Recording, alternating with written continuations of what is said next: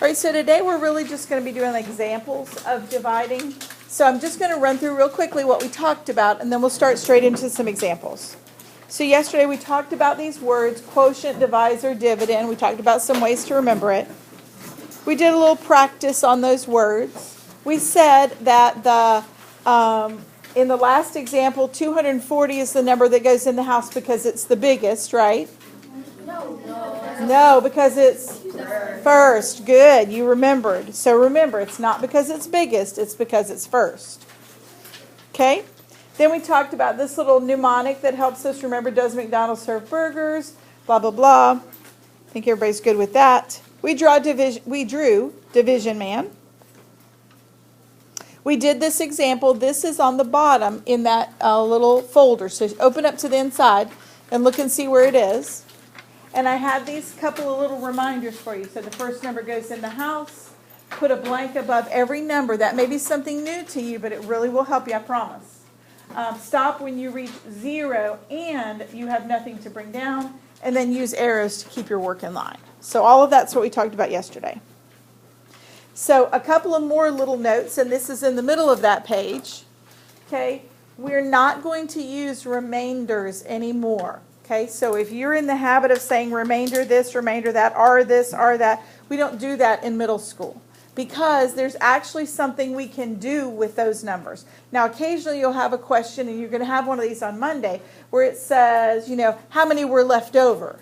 Okay, that is still technically a remainder, but it's still talking about what that number represents. But generally, we're going to write our answer as a fraction or a decimal. How many people are used to writing them as a fraction? Just curious. How about as a decimal? Okay, so a little bit of each.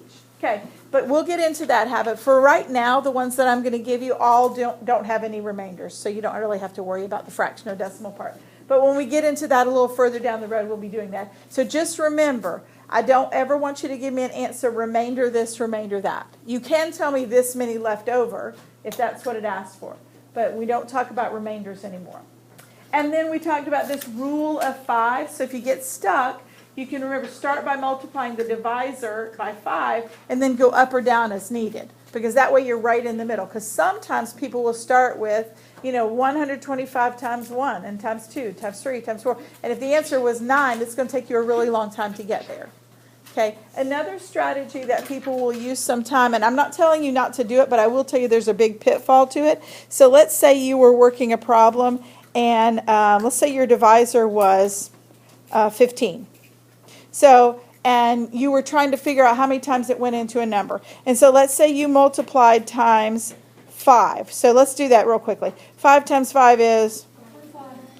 Okay, and then let's say I did this. Okay, do you see that that's wrong?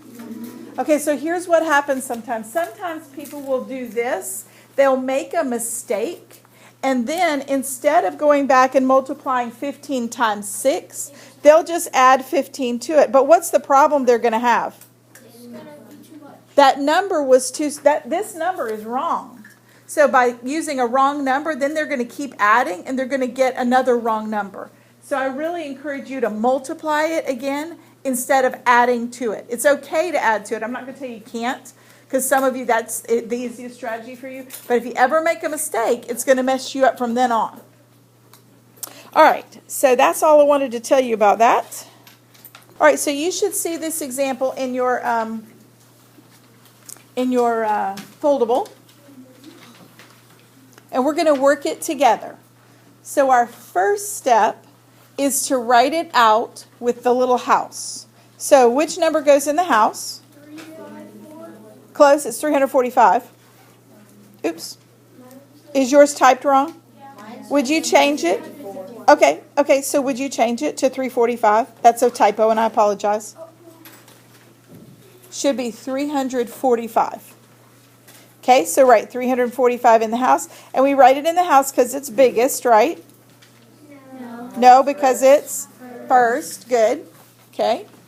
So we have 345 divided by 15. Now, who remembers what I told you to do before you started? It was something that may be new. Sierra? Well, not exactly, but you're close. What do I do? Yeah, I want you to put some little lines down here because your answer should contain how many numbers? 3. So I want you to put 3 blanks right here. Because those 3 blanks, you'll make sure you finish all of it. Okay? Now we're going to go to what Sierra said. We're going to need a placeholder. Because if we divide 15 into 3, is it going to go? No. No. So that's going to be a 0 or a placeholder. All right, and then we're going to say, how about 15 into 34? Is that going to go? Yes. How many times? 2, right? Good, you already knew that one. Because 2 times 15 is 30. And look, if you know these in your head, excellent, excellent. If you don't panic. Just write it out. Multiply it out on paper. Okay, so we have 34 and 30. So we're going to subtract. 4 minus 0. Don't have anything for 3 minus 3 is 0. Okay, so we did our subtract step. What's our next step? We're going to bring down the 5. Draw an arrow. Bring it down. How many times does 15 go into 45? Who knows? Good. It's going to go 3 times. If you didn't know, remember, you can multiply it out. It's no problem. I just happen to know that because 15s are easy for me to remember. Okay, so 3 times 15 is? 45. Subtract. We have 0. So remember, no more numbers here. This is a 0. We're finished. Our answer is 23. And if you'll do me a favor, get into the habit of circling it. So go ahead and circle your answer, 23. And if you rewrite it without that 0 at the beginning, that is perfectly fine. I'm not picky about that 0 at the beginning. I just want you to put it here so you know that you've gotten all the numbers. All right, so we have 8,472 divided by 12. Okay, so let's write it with the house.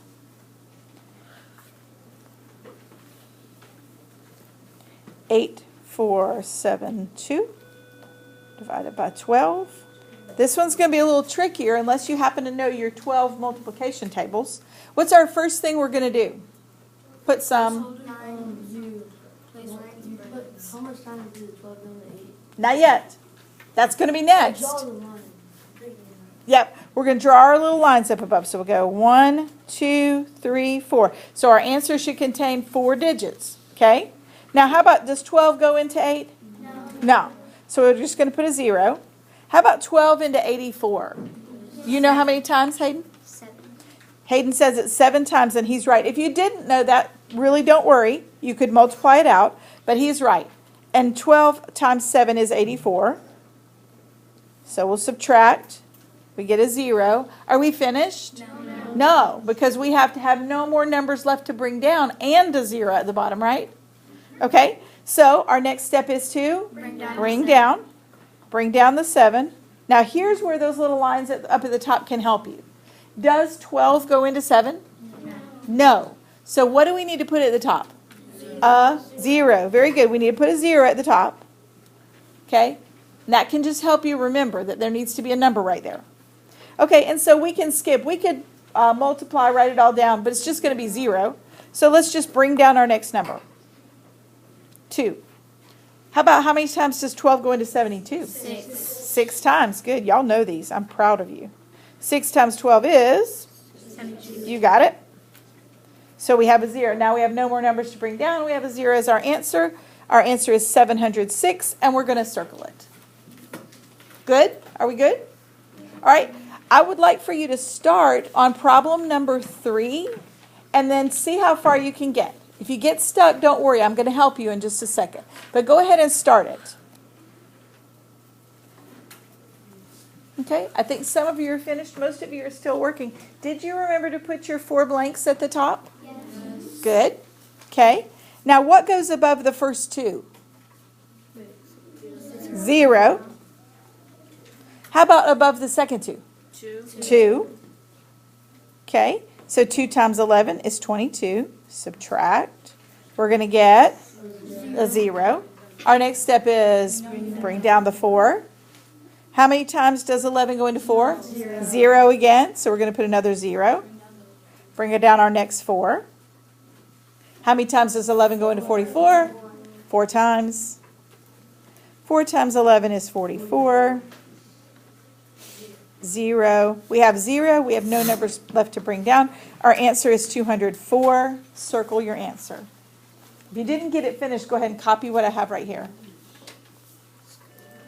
All right, how do you feel about that? Okay, so let's start by putting 2,925 inside the house because it's biggest. Good, at least you're shaking your heads. No, because it's first. Okay, how many blanks do we need at the top? 1, 2, 3, 4. All right, 45 goes into 2 how many times? 0. None. How about 29? 0. 0 again. Okay, so now we're dividing 45 into 292. And remember I said sometimes there's one where you're just like, I have no idea. This to me would be a case where I'd be like, I really have no idea how many times 45 goes into 292. So this is where I would use the rule of 5. So let's do that. And remember, when you're working a problem like this, one of the things that some people will do is they'll write that problem right in the middle of here. Don't do that. Go off to the side somewhere. Keep this nice and clean so you don't have extra stuff that gets you confused. So go off to the side and let's multiply. Remember the rule of 5, 45 times 5. We'll start there and see if we need to go up or down. So 5 times 5 is 25. 4 times 5 is 20 plus 2 is? Right. So that gets us to 225. How many people think that it will only go 5 times? Do you think it'll go another time? Yes. All right, so let's multiply 45 times 6. So 5 times 6 is 30.